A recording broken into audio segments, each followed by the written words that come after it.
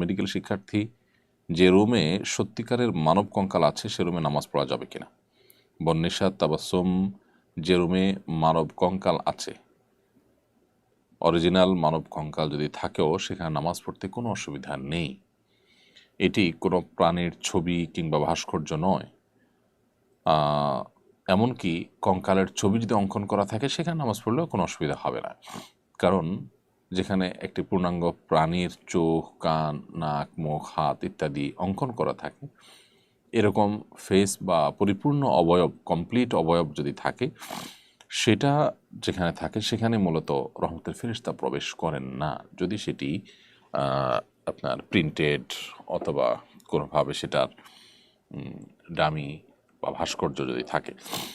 অতএব মানব কঙ্কাল অরিজিনালটা থাকুক কিংবা ছবি অঙ্কন করা থাকুক, সেখানে নামাজ পড়তে কোনো অসুবিধা নেই। তবে হ্যাঁ, এমন কোনো জায়গায় স্থাপন করা উচিত না যেখানে আসলে নামাজি ব্যক্তির চোখের সামনে দৃষ্টির সীমানায় পড়বে এবং তার মনোযোগকে নষ্ট করতে পারে, সেটি ভিন্ন বিষয়। তবে এরকম মানব কঙ্কাল কোথাও থাকলে সেখানে নামাজ পড়া যাবে, কোনো অসুবিধা নেই। কম্বল, ব্লেজার